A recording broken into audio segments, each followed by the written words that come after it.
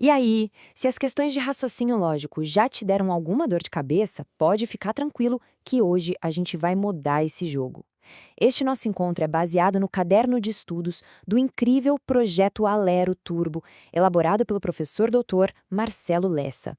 Juntos, vamos decifrar a lógica proposicional, que é, sem dúvida, a base para a gente gabaritar qualquer prova na área. Olha, essa frase é perfeita, né? Ela resume tudo, porque as provas de raciocínio lógico, principalmente as da FGV, às vezes parecem um verdadeiro caos de informações. E o nosso objetivo aqui é exatamente esse: pegar todo esse caos e transformar num arsenal de ideias bem organizadas, prontas para usar na hora da prova. Tudo, absolutamente tudo em lógica, começa aqui. Pensa no raciocínio lógico como se fosse um prédio gigante. A base, o tijolo fundamental desse prédio, é a tal da proposição. Se esse conceito não tiver 100% claro, todo o resto pode desmoronar. Então, qual é a regra de ouro? É simples. Para ser uma proposição, a frase tem que passar no teste do verdadeiro ou falso. Não tem talvez, não tem mais ou menos. É por isso que uma ordem, tipo fecha a porta ou uma pergunta, nunca jamais vão ser proposições. Simplesmente não dá para a gente dizer se são verdadeiras ou falsas. E ó, fica de olho porque é bem aqui que a FGV já começa a filtrar os candidatos. A primeiríssima habilidade que eles testam é essa: saber o que é uma proposição e o que é só uma frase qualquer. Rondônia é um estado brasileiro. Isso é uma proposição. A gente pode checar e confirmar, é verdadeira. Agora, fecha a porta. Isso é uma ordem. Impossível dizer se é VOF. Dominar essa diferença já é o primeiro passo para a aprovação. Beleza, então a gente já sabe identificar os tijolos da nossa construção. Mas e agora? Como é que a gente junta esses tijolos para criar uma parede, um argumento maior? É aí que entram as nossas ferramentas. São 5 conectivos lógicos essenciais que permitem que a gente construa raciocínios bem complexos a partir de ideias simples. Olha, esses 5 aqui são o coração da lógica proposicional. Tem que estar na ponta da língua. A gente tem a conjunção, que é o nosso e, a adjunção, que é o ou, a condicional, o famoso se então, a bicondicional, o se e somente se, e a negação, o não. Cada um deles tem uma regrinha bem específica para ser verdadeiro, e dominar isso é como ter um mapa do tesouro para achar a resposta certa. Muita, mas muita atenção aqui. Essa é uma das pegadinhas mais clássicas da FGV e derruba muita gente boa. Se a questão pede para negar se o servidor estuda, então ele será aprovado, a resposta não é se o servidor não estuda, então não será aprovado. A negação correta, aquela que garante o ponto, é o servidor estuda e não será aprovado. A regra é simples, repete a primeira parte e nega a segunda. Anota isso aí que é questão de prova. E aqui vai outra dica de ouro, direto do material do professor Lessa. A FGV não vai facilitar as coisas. Eles adoram esconder os conectivos na linguagem do dia a dia. A gente não vai ler se, então, toda hora. Em vez disso, vai aparecer algo como: sempre que chove, a rua molha. A nossa missão é traduzir isso na hora para: se chove, então a rua molha. Saber fazer essa tradução mental e rápida é o que separa quem passa de quem fica para trás. Ok, já temos os tijolos e as ferramentas, mas não adianta nada ter isso tudo se a gente não souber as regras do jogo, né?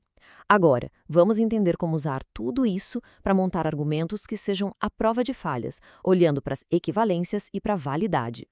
Pensa nas equivalências como se fossem sinônimos lógicos. São jeitos diferentes de dizer a mesmíssima coisa.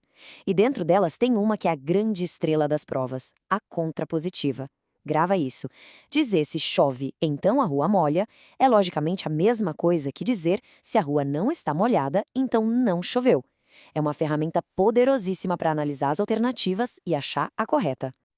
O que a gente está vendo aqui é um exemplo de um argumento blindado, sem furos, conhecido como modus ponens. A ideia é bem direta. Se existe uma regra, se A acontece, então B acontece, e a gente confirma que A aconteceu, então a conclusão B é simplesmente obrigatória. Se é verdade que quem estuda passa e que o servidor estuda, bom, a conclusão de que ele passa é inevitável. Mas agora, ó, atenção redobrada. É crucial saber a diferença entre um argumento que funciona e uma armadilha lógica. Do lado esquerdo, tá tudo certo. Se quem estuda passa e o servidor não passou, a única conclusão possível é: ele não estudou. Lindo. Mas do lado direito mora o perigo. Só porque a rua está molhada dá para garantir que choveu? Claro que não. Alguém pode ter lavado a calçada, um cano pode ter estourado. Essa é a famosa falácia de afirmar o consequente, uma casca de banana que a FGV adora colocar. Ok, teoria legal. Mas vamos ao que interessa. Como é que isso cai na prova, né? Bora decifrar agora 2 exemplos com a cara da FGV, com a estrutura exata que eles usam.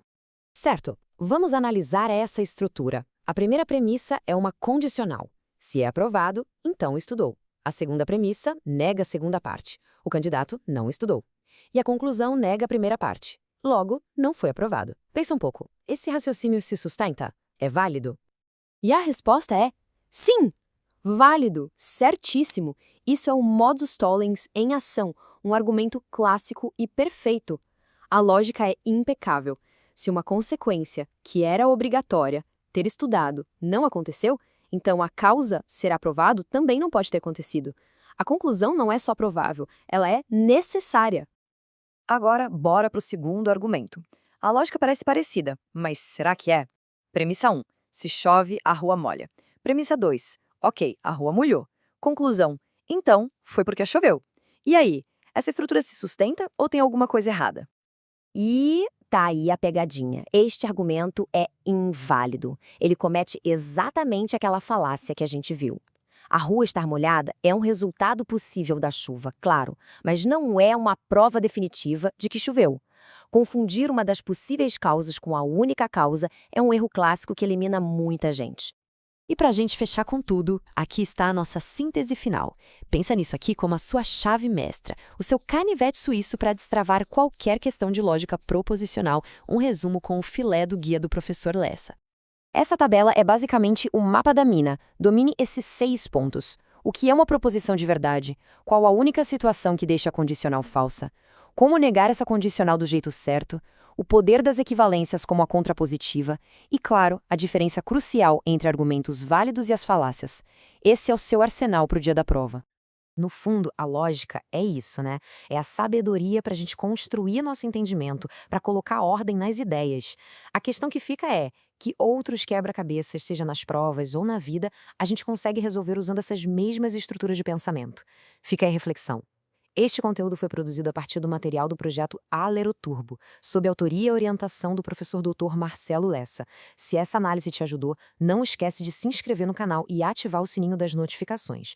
Assim, o YouTube te avisa na hora que o próximo resumo for liberado. Até a próxima!